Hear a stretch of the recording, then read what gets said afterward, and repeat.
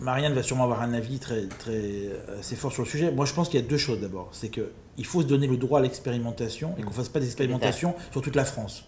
Il faut se dire qu'on teste un endroit et il faut avoir une humilité de dire qu'on a le droit à l'erreur. Et je crois que ça, c'est primordial parce que sinon, on n'avance pas. Moi, quand j'ai créé Andes il y a 13 ans, donc maintenant on va sur le 14e année, tout le monde m'a dit ça ne marchera jamais votre truc, ça ne sert à rien. Ça ne sert à rien, il y a déjà les banques alimentaires, il y a déjà les restos du cœur, vous êtes un énième dispositif qui va venir faire de la concurrence, ça ne sert à rien, arrêtez. Aujourd'hui, on est 140 salariés, tous les jours, tous les mois, de problématiques, même c'est pour une croissance. Et aujourd'hui, on a bien vu que l'offre de l'alimentaire, il fallait élargir. On avait une offre monolithique qui était sous le sceau de la charité, du don, comme ça, et que le public évoluant, il fallait que l'offre évolue. Et que malheureusement, et les chiffres nous donnent raison, c'est que la part du gâteau des pauvres, si je peux me permettre cette expression un peu brutale, elle est très large et qu'il y a de la place pour tout le monde. Donc il faut se donner le droit à l'expérimentation, qu'elle soit locale, accepter que ça marche ou que ça ne marche pas. La deuxième chose, je pense qu'il faut être absolument intransigeant, et là je dis merci à l'État, même si ça a été vraiment très pénible, de nous avoir obligés à travailler sur la traçabilité. C'est-à-dire qu'il faut absolument qu'on puisse être garant. Nous, tous les jours, je pense que n'importe qui d'ici peut venir faire le test. On peut vérifier tous les jours l'état des stocks, de savoir d'où viennent les pommes qui sont chez nous, est-ce qu'on les a achetées, est-ce qu'on les a données, est-ce qu'elles ont été transformées, est-ce qu'elles ont été livrées à telle association, à telle association. Il faut qu'on soit absolument irréprochable sur le sujet, notamment quand il s'agit de produits qui sont hors des circuits commerciaux. Pour rassurer les filières, pour ne pas leur dire regardez, on est dans un circuit parallèle qui a offert du tort, et qu'on puisse rendre compte, parce que c'est notre argent, et qu'on doit pouvoir rendre compte de ce que l'on fait. Ça, c'est les deux premiers éléments. Chose que je voulais vous dire aussi, c'est que vous avez raison, toutes ces activités peuvent être aussi des supports d'insertion. J'ai oublié de vous dire, mais je ne voulais pas être trop bavard, mais ça y est, je vais retomber dans mes travers. C'est que nous, à Rungis ou à Perpignan, dans nos chantiers d'insertion, on produit des soupes, on produit des jus de fruits, on produit des compotes, des confitures, des gazpachos. Tous les jours, on livre des ministères. On les a incités à être cohérents avec leur démarche du gaspillage alimentaire et on livre les ministères en approvisionnement de fruits et légumes qui viennent du tri. On ne livre pas bien l'agriculture, mais ça devrait se faire normalement bientôt. Je crois qu'on va livrer l'Élysée. On a eu la demande la semaine dernière pour qu'on livre la table de François Hollande là-dessus. Et on fabrique des soupes, nous, aujourd'hui, qui sont, et c'est quand même paradoxal, faits par des gens en insertion, qui sont vendus la plus chère de France, qui est théoriquement apparemment la meilleure de France, c'est-à-dire qu'on a battu Giraudet et Covent Garden, qui sont les deux grandes références des soupes en France, et on est vendu à la Lafayette Gourmand et à la très grande épicerie de Paris, l'épicerie fine à Bourg-Marché, qui sont juste les grands temples de la boboïtude parisien, quoi. Donc c'est juste paradoxal et en même temps c'est fantastique, c'est-à-dire qu'on a pu montrer que des gens sur lesquels personne n'arrive pas rien un copec en disant c'est juste des gens qui sont nuls, qui sont en dehors du système et qui ne feront jamais rien de leur vie, qui sont bons pour être assistés, ils sont aujourd'hui, un, fiers de faire cette soupe, deux, ça rentre une activité économique au sein de la structure, et trois, ça leur donne de l'emploi. C'est-à-dire que Sodexo me dit, moi, plutôt qu'aller chercher quelqu'un chez Pôle emploi, allez chercher quelqu'un chez vous qui a déjà l'habitude de se laver les mains, de mettre sa charlotte, de mettre des gants, et de ne pas oublier que quand on va aux toilettes, on enlève ses gants et on met des propres. C'est juste essentiel, c'est la base de mon métier. Tout le reste, ce n'est que de la littérature. Alors nous, on a eu la chance qu'on parlait tout à l'heure de gagner plus pour travailler plus, ou travailler plus pour gagner plus. On a eu la chance de bénéficier du plan de relance pour l'économie que Nicolas Sarkozy avait mis en place, sur lequel il y avait une ligne budgétaire pour l'aide alimentaire et pour améliorer l'aide alimentaire, qui était sur deux sujets, qui était sur l'informatique, et on voit bien l'intérêt, c'était d'arriver vers l'habilitation, et la vision était là. Et la deuxième chose, c'était pour améliorer les circuits logistiques qui permettent de contribuer à améliorer cette aide alimentaire. Donc chaque association a eu un budget en fonction, en gros, de sa taille, hein, et c'est normal. Nous, et chacun avait le choix d'opérer certaines choses. Donc on avait opéré l'informatique, enfin on n'a pas vraiment le choix en fait en même temps. Et puis on a choisi aussi d'autres sujets. On a acheté des camions parce qu'on avait besoin, et on a acheté du matériel pour transformer, parce qu'on avait la vision de dire il faut qu'on transforme tout ce qu'on ne peut pas récupérer. Alors là aussi, c'est la difficulté de ces projets, c'est que c'est des projets qui demandent beaucoup d'énergie, qui demandent énormément de compétences, que finalement on n'a pas forcément l'interne et qu'on met. Alors si on va les chercher en bénévolat, ça demande beaucoup de temps pour mobiliser les bénévolats. Mais bon, on y arrive, hein. Il y a des gens ici qui ont goûté nos soupes et qui ont trouvé très bonnes, et voilà. Donc là, nous, on a eu l'investissement, il a été financé par l'État et par des entreprises privées, par Carrefour, par Vinci, par la région Île-de-France. Et nous, on a juste le coût de structure, d'exploitation, qui lui est quand même relativement très élevé, parce que ce qu'il faut bien comprendre, c'est qu'on est du coup sur des petites quantités, et qu'il dit petite quantité, il dit un coût bien plus élevé que le coût classique. On arrive à un truc nous ubuesque, c'est qu'on sort de la confiture qui est effectivement délicieuse, hein, mais qui est plus chère qu'Andros. Et on n'arrive pas à la baisser, parce qu'on est sur des petites quantités, quoi. Je voudrais compléter ce que dit Guillaume par 2 choses. Il vient de parler de la fierté des salariés en insertion à produire ces délicieuses confitures et ce merveilleux gazpacho, le jus de pomme, je ne vous dis pas. Bon, je voudrais rebondir là-dessus, parce que je ne sais pas si vous savez, mais le week-end dernier, c'était la fête de la gastronomie. Et pour la première fois, l'aide alimentaire a participé à cette fête de la gastronomie à Lorient, à Saint-Malo et à Boulogne. Et en fait, ce sont les salariés du chantier d'insertion des Paniers de la Mer qui ont présenté leur travail au grand public, c'est-à-dire qu'ils ont fileté du poisson devant le public, poisson qui a été cuisiné par des grands chefs qui sont nos partenaires, et en même temps on leur a fait goûter la soupe de poisson qu'ils fabriquent. Et il y a eu en gros 500 visites par site, ce qui fait quand même 1500 personnes, c'est énorme, où les salariés étaient fiers d'entendre les commentaires des gens et de ce qu'ils faisaient. Et ça, je pense que c'est excessivement important. Ça, c'est pour la fierté. Et l'insertion, c'est ça. C'est moi qui l'ai fait. Et je sais faire. Vous me disiez tout à l'heure, qu'est-ce qu'il faut pour faire? Alors, je partage complètement l'avis de Guillaume sur l'expérimentation, sur petites choses, et on fait. Deuxièmement, très important aussi, le diagnostic. Faire un diagnostic en amont. Quoi, qui, quand, où, comment, pourquoi, à quelle fin. Voilà. Local, voilà, c'est une recherche et après, ben, soit c'est pas bon, la conclusion, on arrête, soit ah, c'est pas mal, et on pérennise, et on étend. D'accord? Voilà. Et ça oblige à une révolution culturelle dans les associations. C'est que tout d'un coup, on rentre dans une logique de marché. Même si ce n'est pas un marché au sens classique du terme de la grande distribution, mais dans une logique de marché. Et là, on voit bien que c'est des vraies difficultés, parce que le monde du associatif, il n'est pas préformé, je sais pas quoi, pour ça. Formaté pour ça. Et donc là, il y a des chocs de culture qui sont terribles. Et les associations qui vont sur ces activités économiques, elles rencontrent elles-mêmes parfois dans leur sein ces difficultés de vision. Alors, parce que moi je fais des soupes et je dis, attendez, est-ce que c'est rentable? Alors on me dit, oh, mais rentable, t'as dit un gros mot. Je dis, est-ce qu'on gagne de l'argent? Je dis, oui, mais c'est juste une réalité économique, c'est-à-dire que je ne peux pas tout demander à l'État. L'État en fait beaucoup, j'ai beaucoup de chance, on est soutenu, c'est génial, merci, bravo, continuez, surtout continuez. Mais soyons logiques, il faut être cohérent avec nous-mêmes. Si on dit aux gens de faire un effort, si on dit aux gens de participer, il faut que nous-mêmes on soit dans la même démarche. Il faut que cette ferme qu'on a achetée en Normandie, ce programme unitaire, ces soupes qu'on fait, c'est bien aussi pour venir en subsidiarité avec les pouvoirs publics, quels que soient les pouvoirs publics. Et ça demande une révolution culturelle qui est très compliquée.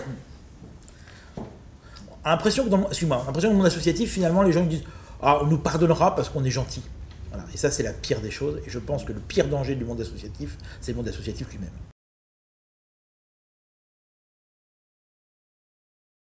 Nous, on a 90 salariés. Donc, si vous estimez, là, je vais vous laisser faire, qu'on a 90 places. Ça marche comme ça. Ouais. On est agréé pour 90 personnes d'insertion. Ils sortent en moyenne tous les 9 mois. Donc, il y a un quart qu'on rajoute chaque année aux 90. Donc, ça va faire 90, 45, on va dire 23. Ça fait 110 salariés à peu près. Voilà. Alors, de grandeur. C'est des gouttes d'eau, hein, tout ça. Hein. On est bien d'accord, c'est des gouttes d'eau. Mais moi, je suis adepte d'un truc. C'est pendant le grand soir, moi, je préfère travailler sur le petit matin. Les petits ruisseaux pour les jardiniers, hein. Exactement.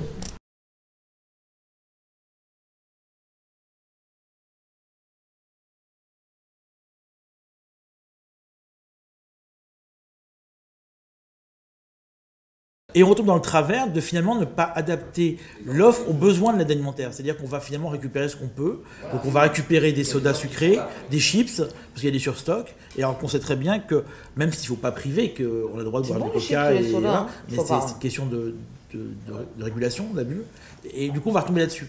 Alors, sauf que le problème c'est qu'en ce moment, dans l'opinion publique, les médias nous ont effectivement alertés, il y a 2 chiffres qui sont télescopés, qui étaient le programme du PEAD, où on disait attention il va mourir, c'est fini, il y a tous les fantasmes, et alors là il y a un chiffre, et à face il y a le gaspillage alimentaire, et là évidemment qu'on se prend pleine poire tous, parce que, et là d'abord il faut aussi, là aussi faire attention de dire que sur le gaspillage alimentaire, il n'y a pas quelqu'un qui est condamnable, c'est qu'on est tous, tout l'ensemble de la chaîne, de l'agriculteur au consommateur, on est tous à mettre à l'index, pas plus la grande distribution que les agroalimentaires que n'importe qui.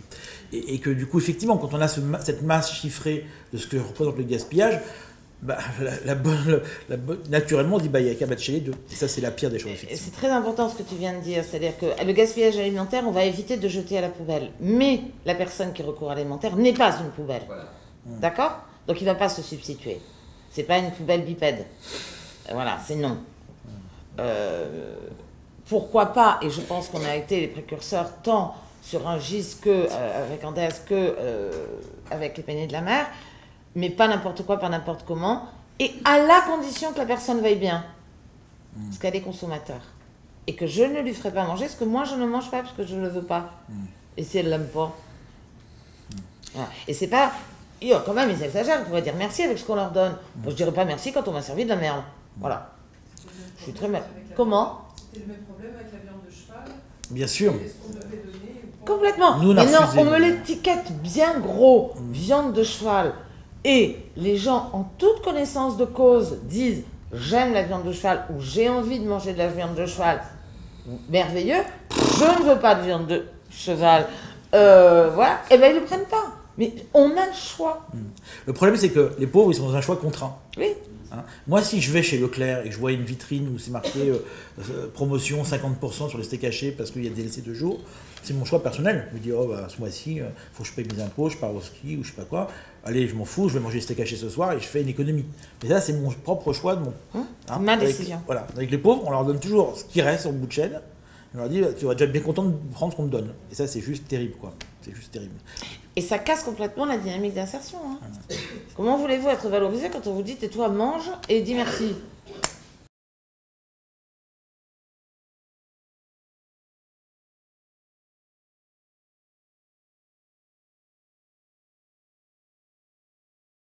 Attendez, je crois qu'il n'y a pas de chose noble ou pas noble. On a tous notre part à faire dans ce besoin et il n'y a pas de chose noble ou pas noble. Par contre, je pense qu'il faut être prudent sur ce qui pourrait être des clichés. Vous parlez de cette voiture ou de cet iPhone. Je comprends que ça soit quelque chose qui soit surprenant. En même temps, il faut penser un truc auquel moi je suis de plus en plus fortement convaincu, c'est que, qu'on le veuille ou non, cette putain de société de consommation, c'est un marqueur social. Et donc, dis-moi ce que tu manges, ce que tu portes et dans quoi tu roules, et je te dirai qui tu es. Alors, il faut faire très attention, parce qu'effectivement, moi j'entends beaucoup dans les épiceries, des bénévoles qui disent « je comprends pas, il arrive en Mercedes, moi j'ai pas de Mercedes ». Alors d'abord, il faut savoir qu'acheter une Twingo coûte beaucoup plus cher qu'acheter une Mercedes. Parce que les Twingo, c'est des petites voitures rares à Paris, et que les Mercedes qui ont fait 300 000 bornes et qui sont vendues à 3 000 €, il y en a plein. Et que derrière, ça leur coûte très cher effectivement d'utilisation et de consommation. Mais de fait, quand on n'a pas beaucoup d'argent, il faut immobiliser de l'argent, ben, la grosse voiture coûte beaucoup moins cher. La deuxième chose, c'est que la société de consommation a fait que pour exister, alors c'est terrible, hein, c'est un constat terrible, mais il faut prendre en compte. Pour exister, eh bien, si j'ai un iPhone, si je vais en vacances à Belle-en-Mer, si j'ai un monospace, si j'ai ceci, j'ai cela, c'est que je suis placé dans une catégorie sociale. Et que quand on est en exclusion, quand on va mal, quand on est dans ce sentiment de « je suis un loser », on a besoin de se raccrocher et on va rouler, on va porter... Il m'est arrivé une histoire assez amusante. J'ai une amoureuse, et mon amoureuse me dit « m'offre un pull, Lacoste ». Et le vendeur lui se penche au moment où elle paye et lui dit « vous savez, il y a juste à enlever les 2 fils pour enlever le crocodile ». Et là, les bras lui en tombent en disant « merde, j'achète un pull à Lacoste, je sais pas combien, et il faut enlever le signe ». Il dit « non, mais attendez, ça s'est tellement investi dans les banlieues, le Lacoste, c'est tellement devenu un produit porté par les jeunes qu'aujourd'hui, pour les gens hype, je sais pas quoi, on enlève parce que la qualité se voit, il n'y a pas besoin qu'il y ait un signe, donc on l'enlève. Le directeur du monde durable de Vuitton m'expliquait que le fait qu'ils font 2 gammes de produits maintenant. Ils font la gamme, le petit sac en bandoulière qu'ont les jeunes, c'est bien marqué avec un énorme L et un V, Louis Vuitton. Et puis ils font des bagages un peu plus discrets, où finalement les gens qui sont, on va dire, aisés se reconnaissent sans besoin de signes extérieurs. Donc voilà, donc c'est terrible. Effectivement, ça paraît désarmant, aberrant quand on voit les populations pour lesquelles on accueille, pour lesquelles on travaille, de se dire qu'ils ont tous les signes extérieurs de cette consommation et qu'ils sont endettés pour l'avoir.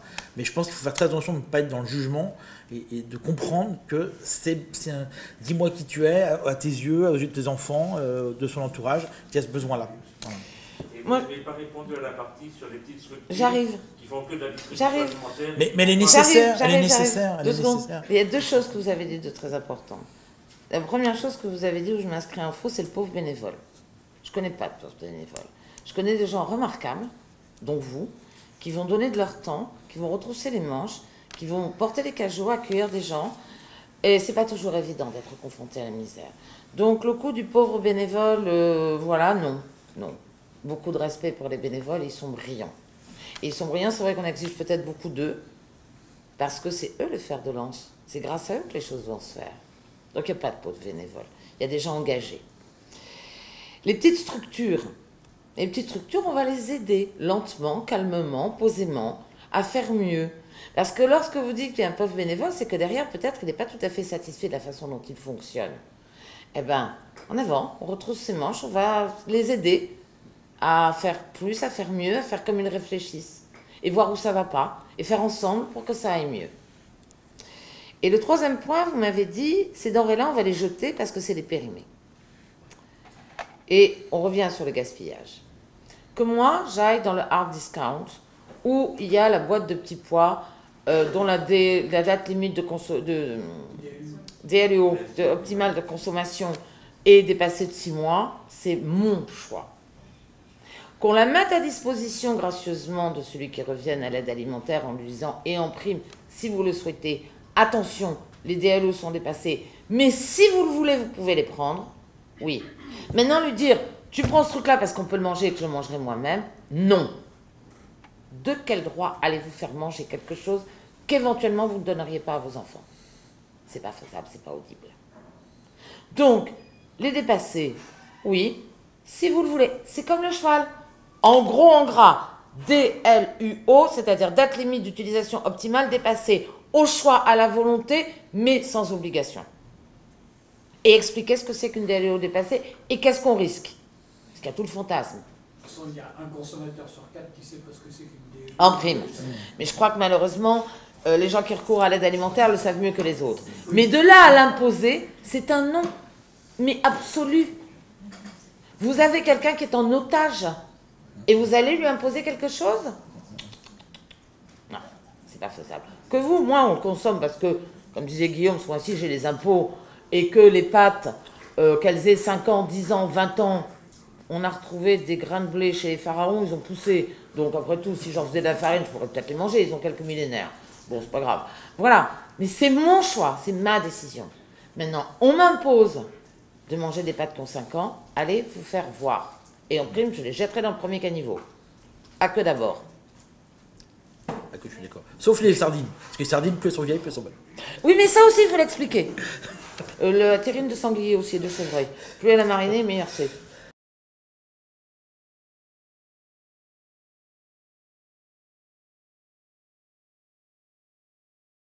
Il n'y a pas d'interdiction, sinon les magasins de hard discount seraient fermés dans la seconde. Sur le site de la DGCCRF, ils ont fait toute une communication sur DLUO et DLC. Si vous avez des problèmes comme ça, la DGCCRF sur le site... Mais je pense savoir l'association dont vous parlez, c'est son choix. Non mais je comprends votre histoire de choix, sauf que... Enfin... C'est son choix. Au Resto du Cœur, ils ne les donnent pas. Pardon? Au Resto du Cœur, là où je suis, on n'a pas le droit de les donner. C'est ça, vous n'avez pas le droit de les donner. Alors, Parce que l'éthique... La date... C'est la charte de l'association. Parce que la charte Pour de les banques alimentaires, ils les donnent allègrement. Mais moi ça m'intéresse, ça. Allègrement. Je suis pas bien avec ça.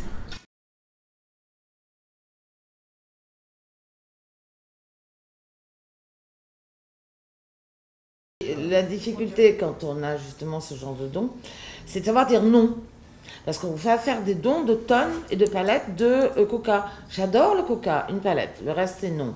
Et c'est vrai que quand on est association et qu'on a des gens qui vous disent on veut vous en faire cadeau, c'est excessivement difficile de dire vous êtes très gentil monsieur, excusez-nous on a notre quota, c'est pas la décharge.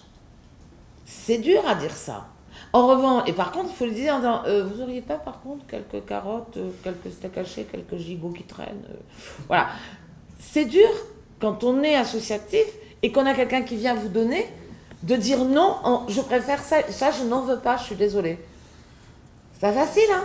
Mais n'empêche que sinon, on n'est pas honnête. D'abord vis-à-vis de soi-même, en plus vis-à-vis des autres. Alors à partir de là, c'est bon, on devient pauvre bénévole. Tout le travail qui est fait actuellement avec vous, notamment dans le cadre du travail sur l'alimentation insertion, du camembert. Ça, c'est pas le mien, c'est le vôtre, hein, c'est Marie-Jo Rosière.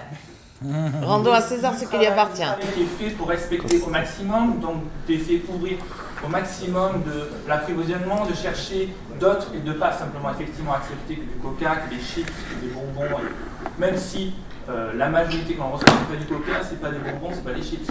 Ça va plutôt être des fruits et des légumes, ça va être de la viande, ça va être l'industrie agroalimentaire, les agriculteurs aussi qui font des dons, le lait qui va nous manquer bientôt, choses comme ça. Voilà.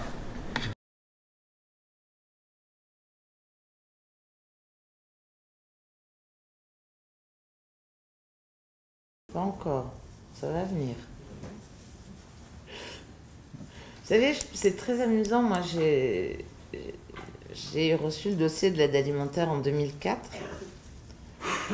Ça a été un grand moment, je n'oublierai jamais, c'était 18 juin, 14h30, c'est pas très loin d'ici, puisque c'était rue Saint-Georges. Dominique Versini m'a dit, voilà, à partir de dorénavant, la DGCAS est partenaire au ministère de l'Agriculture, et vous avez en charge l'aide alimentaire en France. Je suis sortie en disant, c'est génial, je connais Coluche, je connais Goldman, en 12 ans d'études, j'ai eu 1 heure de diététique. Et à partir de là, il a fallu que je m'y mette. Et au fil de l'eau, les choses se font. Et c'est des rencontres. Là, je viens de rencontrer à nouveau la Fédération des chasseurs. Demain, je rencontrerai certainement l'association des jardins familiaux. Après-demain, une autre association que j'ignore. Parce que je ne connais pas tout et que j'apprends au fil de l'eau et que la vie, c'est ça. Hein.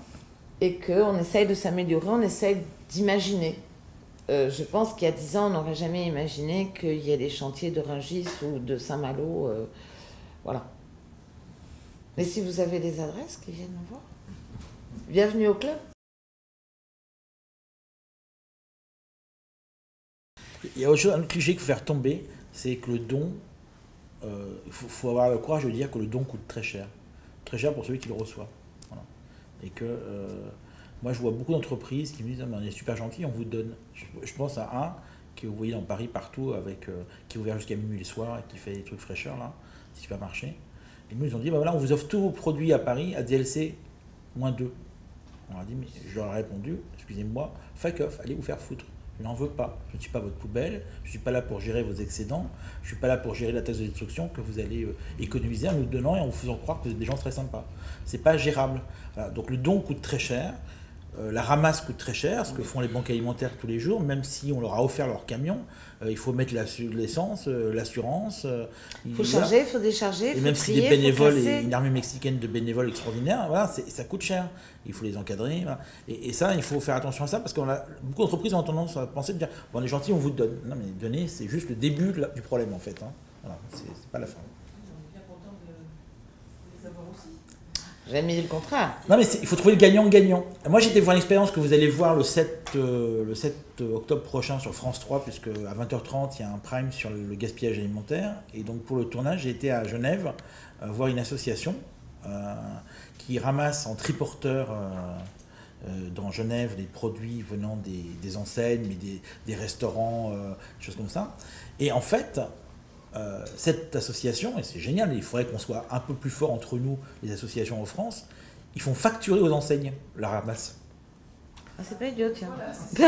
Non, mais attendez, oui, sauf que si un jour, faisons un rêve.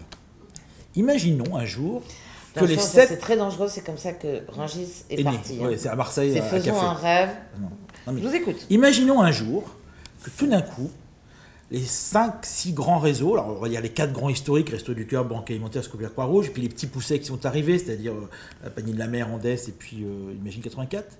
Imaginons qu'un jour, on fasse une grève. On soit d'abord tous solidaires. Ça déjà c'est un vœu pieux parce que ça c'est juste impossible. Mais déjà qu'on soit intelligents ensemble. Et qu'on se dise ce jour-là, Je ne jette pas. Mais j'assume. Et on dit, ce jour-là, on est tous d'accord, et on refuse les dons, parce qu'ils nous coûtent cher, et que maintenant, on va dire aux entreprises, si vous voulez nous donner, vous participez. Vous participez financièrement. Parce que derrière ça, vous avez fait une énorme économie de gestion des déchets, parce que ça vous coûte 100 € la tonne, que c'est ingérable pour vous à Paris de gérer ça. Parce que derrière ça, vous faites une image mais fantastique, que là, on ne valorise pas et qu'on ne fait pas payer à ces entreprises. Parce que elles sont toutes en train de nous faire un numéro de RSE en disant qu'est-ce qu'on est bien, qu'est-ce qu'on est gentil, qu'est-ce qu'on est beau et vertueux. Et sinon, on avait le courage de dire stop, on arrête. Et maintenant, vous allez participer financièrement, parce que grâce à nous, vous faites des économies. C'est ce qu'ils font en Suisse. La Migros a fonctionné, toutes les entreprises ont fonctionné et ça marche. Et à chaque fois que les banques alimentaires ou n'importe quelle association va récupérer une caisse et dit « Oh là là, vous m'avez mélangé des œufs, des tomates et de la viande, vous l'avez mis en dessous, mon yaourt est écrasé, je suis désolé, je vous le facture après coûtant, mais je vous facture la préparation, le tri. » Eh bien, croyez-moi que ça changerait beaucoup de choses. Au niveau de la ramasse, on a quand même un problème, c'est qu'ils sont adaptés. La grande surface qui est près de chez nous, ils font dates courtes. Donc il y avait plein de choses qu'on récupérait, steak haché, saumon, charcuterie, etc. On n'en a plus parce que maintenant c'est vendu en magasin avec les dates courtes sur un jour ou deux. Ce qui fait que, bon, après il ne reste plus que des choses qui sont tout à fait inutilisables dans le camion. Voilà, et c'est nous qui payons. Et c'est nous qui payons derrière. Bon, soyons malins un jour. Ça, oui. Faisons un rêve. Chez les Suisses, ça marche. Alors, on ne voit pas pourquoi ça ne marche pas chez nous. Hein. Chez moi, c'est les petits Suisses, hein. C'est pas des grands Suisses. Mais il faut être exigeant, quoi. Il faut tirer vers le haut, il faut de la qualité. C'est pas parce qu'on est en difficulté qu'on doit faire un truc au rabais, au contraire. Il faut être encore plus exigeant parce que c'est des gens qui ont besoin. Et c'est pas parce qu'aujourd'hui, la petite acheteuse qui distribue ses galères parce que voilà, qu'il faut qu'elle se satisfasse. Je serais tentée de dire, c'est pas indignez-vous, mais révoltez-vous. Indignez-vous, c'est déjà pris. Oui, c'est pour ça. Bien, merci encore. Merci. Merci. Merci à vous.